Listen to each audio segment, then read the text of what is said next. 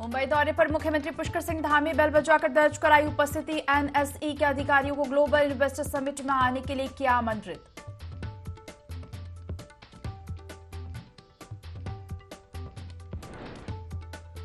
बाबा केदार की शरण में भक्त की तरह राहुल गांधी केदारनाथ धाम में लगाया भंडारा, फोटो खिंचाने की लगी लोगों में होड़।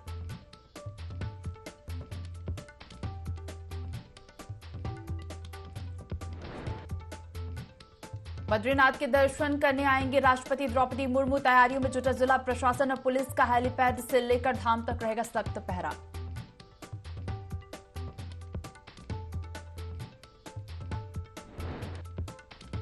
बागेश्वर बाबा की केदारनाथ गर्भगृह की फोटो पर हंगामा, मंदिर समिति फोटो वायरल में दिया बयान, कहा पुनर्निर्माण कार्य के बाद फोन रखने की होगी सख्त व्यवस्था।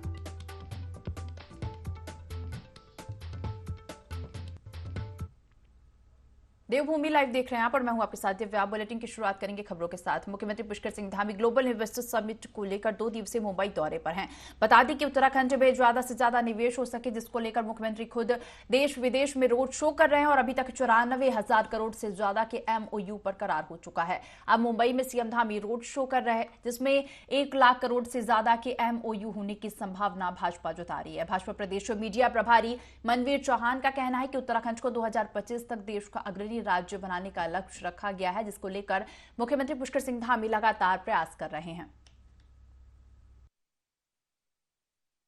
मुख्यमंत्री पुष्कर सिंह धामी जी ने राज्य को 2025 तक देश का सबसे अग्रणी राज्य बनाने का लक्ष्य रखा है। दिन रात हमारे मुख्यमंत्री प्रयास कर रहे हैं, मेहनत कर रहे हैं। उसी के निमित्त जो उन्होंने प्रदेश के अंदर ग्लोबल इन्वेस्टर समिट का जो आयोजन, उसको सफल बनाने के लिए उन्होंने देश में ही नहीं विदेश की धरती पर जाकर लोगों को उत्तराखंड में निवेश करने के लिए आमंत्रित किया। इन्वेस्टर समिट से पहले ही लगभग 94,000 के एमओयू हमको प्राप्त हो चुके हैं और आज मुंबई में जो आदरणीय मुख्यमंत्री जी के द्वारा जो रोड शो किया जा रहा है, उस रोड शो में मुझे उम्मीद है कि लगभग 1 लाख करोड़ से भी ऊपर का हमको निवेश के लिए एमओयू प्राप्त होने वाले हैं। महामहिम राष्ट्रपति द्रौपदी मुर्मू के बद्रीनाथ आगमन के प्रस्तावित दौरे को लेकर जिला प्रशासन चमोली द्वारा पूरी तैयारियां कर ली गई हैं। बीकेटीसी प्रबंधन भी इस वीवीआईपी दौरे को लेकर अपनी तैयारियों को अंतिम रूप देने में जुटा हुआ है। दरअसल 8 नवंबर को महामहिम राष्ट्रपति के बद्रीनाथ पहुंचने का प्रस्तावित कार्यक्रम है। वहीं राष्ट्रपति के इस महत्वपूर्ण दौरे को लेकर प्रदेश भर से वाहनों और वीवीआईपी ड्यूटी के लिए गोचर से लेकर बद्रीनाथ धाम तक के लिए कार्मिक पहुंचने लगे हैं। इधर जिला प्रशासन की ओर से बैठकों का दौर जारी है। बद्रीनाथ धाम के माड़ा स्थित हेलीपैड पर भी सुरक्षा को लेकर चाक चौबंद व्यवस्था की गई है। वहीं गौचर हेलीपैड पर भी आपातकालीन लैंडिंग के लिए सुरक्षा व्यवस्था रहेगी।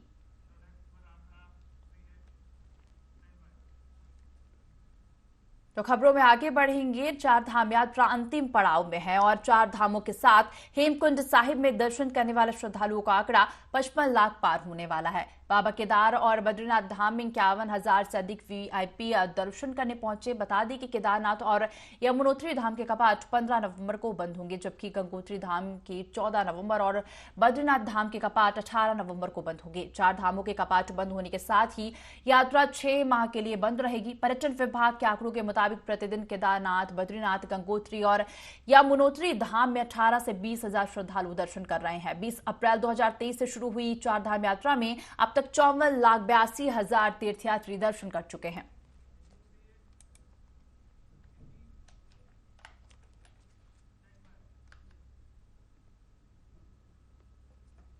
देवभूमि उत्तराखंड में भांग की व्यावसायिक खेती को बढ़ावा देने को लेकर एक बार फिर चर्चाओं का दौर शुरू हो गया है। उत्तराखंड की जलवायु औद्योगिक भांग की खेती के लिहाज से काफी अनुकूल मानी जाती है।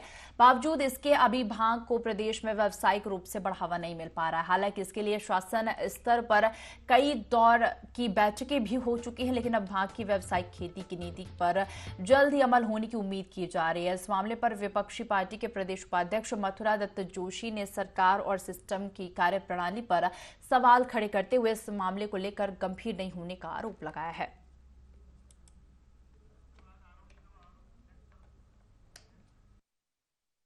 काल से भांग की खेती उत्तराखंड में होती रही है। ब्रिटिश गवर्नमेंट ने भी अधिकार दिया था कि आप भांग की खेती कर सकते हो, क्योंकि उसका मल्टीपर्पज उपयोग होता है।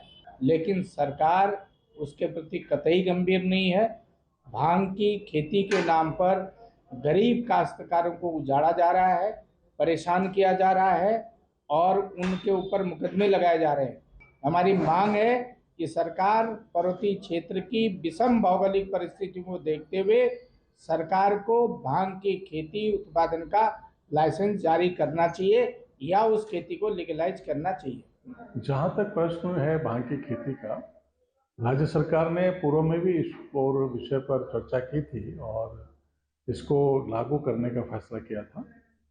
हमारी वर्तमान सरकार भी, अपने मुख्यमंत्री पुष्कर सिंह धामी जी भी चाहते हैं कि राज्य के जो इस तरीके का उद्योग है, राज्य में जिस तरीके से जो खेती है, राज्य की जो परंपरागत खेती है और जो जड़ी बूटियाँ हैं, ये भी बढ़ी जाएं और इससे लोगों को फैसिलिटी मिले। तो निश्चित रूप से अगर भांग की खेती उत्तराखंड राज्य में होगी तो उससे उद्योग बढ़ेगा, यहाँ के लोगों का रोजगार बढ़ेगा।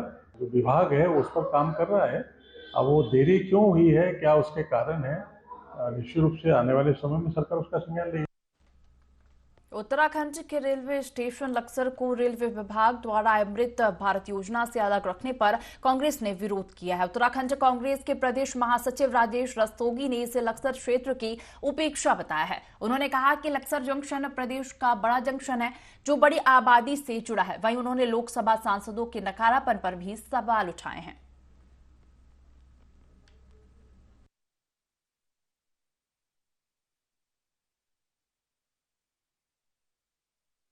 रेलवे स्टेशन का देश की आजादी से भी बहुत बड़ा संबंध है।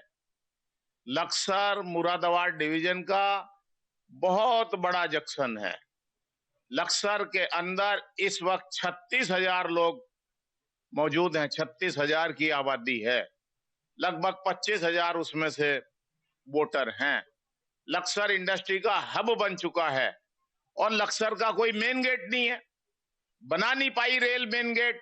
ये निकम्मापन है लक्सर के नगर पालिका परिषद के चेयरमैन का, लक्सर के सांसद का, भाजपा सरकार का, केंद्र सरकार का, रेल मंत्रालय का और मुरादाबाद डिवीजन में जो बैठे हुए अधिकारी हैं उनका।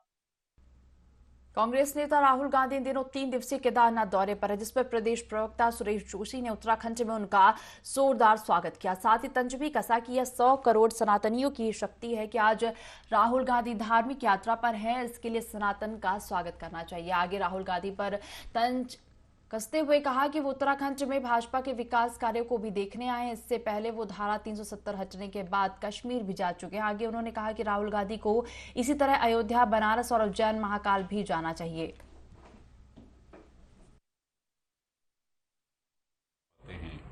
या जब कोई देश के अंदर ऐसी परिस्थितियां बनती हैं कि हमको धार्मिक चीज़ों का फायदा लेना है, तभी राहुल गांधी को केदारनाथ जी भी याद आते हैं, भगवान महाकालेश्वर भी याद आते हैं, काशी भी याद आती है। सनातन धर्म और हिंदू ये एकजुट हुआ है और ये जागा है। इसलिए गांधी परिवार को भी आज मजबूर होना पड़ रहा है कि सोनिया जी भगवान राम को तिलक कर रही हैं। कभी जीवन में सोनिया जी ने अपनी बेटी प्रियंका को और राहुल को रामलीला नहीं दिखाई हो। थराली से बीजेपी विधायक भूपाल राम टमटा ने थराली विधानसभा में चल रहे विकास कार्यों की समीक्षा के लिए थराली तहसील सभागार में विभिन्न विभागों के विभागाध्यक्षों की समीक्षा बैठक की ली। बैठक में सभी विभागों के अधिकारी मौजूद रहे। इसके साथ ही लोक निर्माण विभाग को विधानसभा में खस्ता हाल सड़कों को सुधारने के निर्देश दिए गए।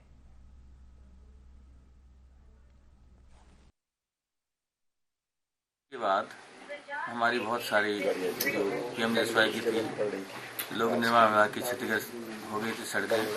इसके अलावा हमारे सिंचाई विभाग के बहुत सारे क्षेत्र हमारे प्रभावित हुए थे, जहां बहुत नितांत आवश्यकता थी बाढ़ शिक्षा कार्यों की। और आज इसी निमित्त मैंने लगभग सभी कार्यदायी विभागों के अधिकारियों को यहाँ पर समीक्षा के लिए बुलाया था, ताकि हम ये देख सकें कि थराली विधानसभा के अंतर्गत हमारे जो निर्माण कार्य चल रहे हैं या जो हमारे प्रभावित क्षेत्र हुए हैं उनका हम किस प्रकार आगे कार्य करें। निश्चित रूप से लोक निर्माण विभाग थराली और कर्णप्याग के अधिशासी अभियंता यहाँ पर मौजूद रहे। कांग्रेस नेता इमरान मसूद हरिद्वार पहुंचे, जहां कांग्रेस कार्यालय में कार्यकर्ताओं ने उनका स्वागत किया। इस दौरान इमरान मसूद ने कहा कि उत्तराखंड में बीजेपी सरकार लैंड जिहाद के नाम पर अवैध कार्रवाई कर रही है। वहीं कई संस्थाओं को सरकार की ओर से जमीनें दी जा रही हैं। इमरान मसूद का कहना है कि हरिद्वार देश की आवाज है, क्योंकि हरिद्वार धर्म नगरी है। यहाँ से कई बात हर जगह पहुंचती है। 300 साल पुरानी मज़ारों को तोड़कर बीजेपी सरकार इस कार्रवाई को लैंड जिहाद का नाम दे रही है, मगर इसके विपरीत सरकार सरकारी संपत्तियों को ट्रस्ट और संस्थाओं को देने का कार्य कर रही है।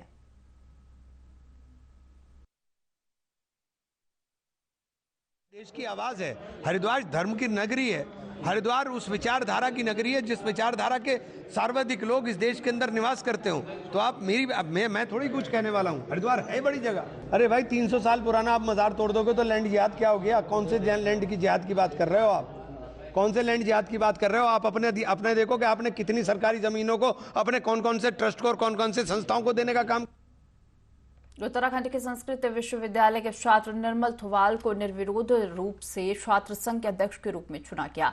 7 तारीख को चुनाव होने वाला था, लेकिन सभी छात्रों की सहमति से एबीवीपी संगठन की सहमति से अध्यक्ष पद पर निर्मल थुवाल को निर्विरोध चुना गया, जिसके बाद निर्मल ने सभी छात्रों का धन्यवाद किया और कहा कि मुझे अध्यक्ष पद के लायक समझा और मुझे अपने संपूर्ण सहयोग से छात्र संघ का अध्यक्ष बनाया है। आज से यह मेरा कर्तव्य बनता है कि संस्कृत विश्वविद्यालय के छात्रों की जो भी समस्या होगी उनके समाधान के लिए मैं अपने संगठन के साथ मिलकर उन सभी समस्याओं का समाधान करूंगा।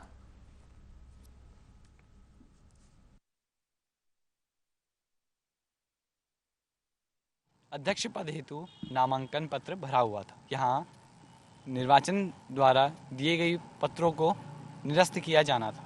इस प्रक्रिया में को 1 बजे तक कोई सूचना प्राप्त नहीं हुई तथा छात्रों द्वारा और एबीवीपी संगठन द्वारा मुझे जो समर्थन प्राप्त हुआ उसके द्वारा मैं निर्विरोध रूप से यहाँ पर अध्यक्ष पद हेतु मेरा चयन हो गया। छात्रों की समस्याओं के ऊपर मेरा पूरा ध्यान रहेगा। मैं बिल्कुल छात्रों की भावना के तथा उनके जो समस्याएं हैं उनके ऊपर खरा उतर पाऊंगा तथा विश्वविद्यालय की जो समस्याएं हैं तथा छात्रों द्वारा जो मुझे समस्याएं प्रदान की जाएंगी उनका मैं समाधान करूंगा। भारतीय जनता पार्टी के प्रदेश कार्यकारिणी सदस्य रमेश चंद्र जोशी ने एक पत्रकार वार्ता का आयोजन किया, जिसमें विधायक भुवन कापड़ी पर छात्र संघ चुनाव में माहौल बिगाड़ने और छात्र नेताओं को भड़काने का आरोप लगाया। इस दौरान रमेश जोशी ने कहा कि विधायक अपनी राजनीतिक महत्वाकांक्षा को पूरा करने के लिए महाविद्यालय के छात्र नेताओं को भड़काने का काम कर रहे हैं। यह हरकतें किसी सम्मानित विधायक को शोभा नहीं देती हैं। विद्यालय में घटना घटित हुई है और इसमें सरकार को और माननीय मुख्यमंत्री जी को जो लोग कुछ लोग टारगेट कर रहे हैं, तो मैं उनको बताना चाहता हूं कि जो भी कल महाविद्यालय प्रशासन द्वारा निर्णय लिया गया था निरस्त करने का किसी एक छात्र नेता का नामांकन को, तो वो किसी भी पॉलिटिकल प्रेशर में नहीं किया गया था। वो लिंगदोह समिति की जो गाइडलाइन है उसके अनुसार ही यहाँ पे भी और रुद्रपुर में हुआ। पिछले वर्ष ये अल्मोड़ा में भी इसी तरीके के मुकदमे की वजह से उस छात्र नेताओं के नामांकन अगर खारिज हुए हैं तो उसमें सरकार को बदनाम करना, माननीय मुख्यमंत्री जी का नाम घसीटना, ये मैं समझता हूँ कि जो हमारे यहाँ के माननीय विधायक हैं उनकी ओछी राजनीति का प्रतीक है और उनको खटीमा के विकास पे ध्यान देना चाहिए, ना कि छात्र संघ की राजनीति में इन्वॉल्व होकर के खटीमा के माहौल को खराब करने की कोशिश करनी चाहिए। तो देहरादून के ऋषिपर्णा सभागार कलेक्ट्रेट में जिलाधिकारी सोनिका की अध्यक्षता में जन सुनवाई का आयोजन किया गया। जन सुनवाई में करीब 100 से ज्यादा शिकायतें मिली, जिनमें अधिकतर शिकायतें भूमि से संबंधित प्राप्त हुई। इसके अतिरिक्त आपसी विवाद, बिजली, पानी आदि संबंधित शिकायतें भी प्राप्त हुई और इस दौरान जिलाधिकारी ने निर्देशित किया कि वरिष्ठ नागरिकों की शिकायतों पर त्वरित संज्ञान लेते हुए कार्रवाई करें ताकि किसी को भटकना न पड़े। साथ ही कुछ शिकायतों का मौके पर ही निस्तारण भी किया गया।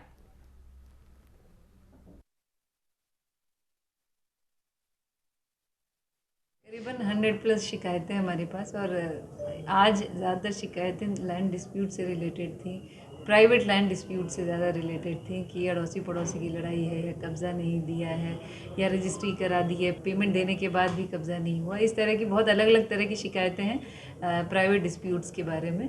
इसके अलावा सीनियर सिटीजन्स की हमारे यहाँ आ रही हैं शिकायतें रेगुलर बेसिस पे, और बिजली, पानी या आपदा वो तो हमारे पास रेगुलर बेसिस पे आती है, लेकिन ये 2 प्रोमिनेंट। चंपावत जिले के लोहाघाट में टीआरसी के पास लोहाघाट किमतोली सड़क में अज्ञात वाहन की चपेट में आने से गुलदार के एक शावक की मौत हो गई। लोहाघाट रेंज के रेंजर दीप जोशी ने जानकारी देते हुए बताया कि गुलदार के शावक के शव पोस्टमार्टम करवाया गया है। गुलदार के शावक की उम्र करीब 15 दिन है, जो एक मादा शावक है। पीएम रिपोर्ट आने के बाद ही स्थिति स्पष्ट हो पाएगी।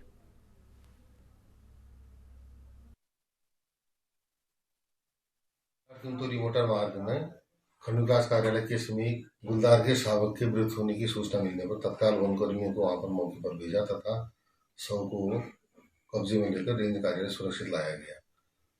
रेंज कार्यालय परिसर में डॉक्टरों के पैनल द्वारा उसका पोस्टमार्टम किया गया तथा पोस्टमार्टम करवाने के उपरांत शव को जला दिया गया।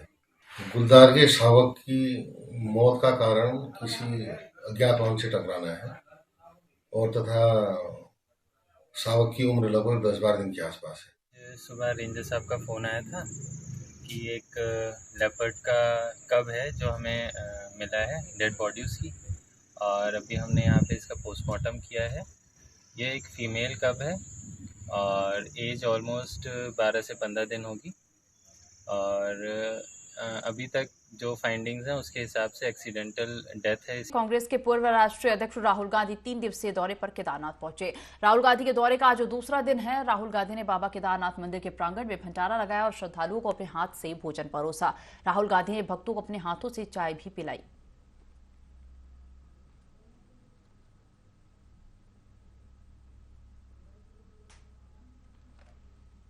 तो श्रद्धालुओं को अपने हाथ से राहुल गांधी ने भोजन परोसा है। आपको बता दें, मंदिर प्रांगण में भंडारा लगाया और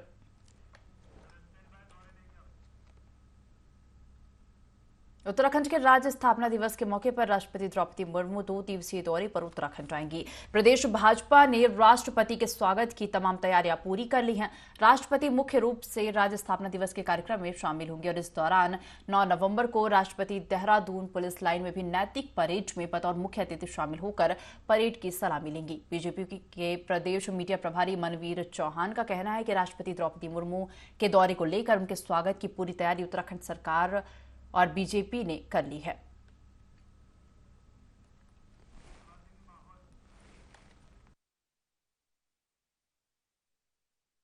देश के सर्वोच्च पद पर आसीन देश की प्रथम नागरिक हमारे राज्य उत्तराखंड के स्थापना दिवस पर यहाँ पर आने वाली हैं और इसको लेकर के हमारी सरकार के द्वारा भी, प्रशासन के द्वारा और हमारे भारतीय जनता पार्टी के द्वारा भी पूरी तैयारी उनके स्वागत के लिए की गई है।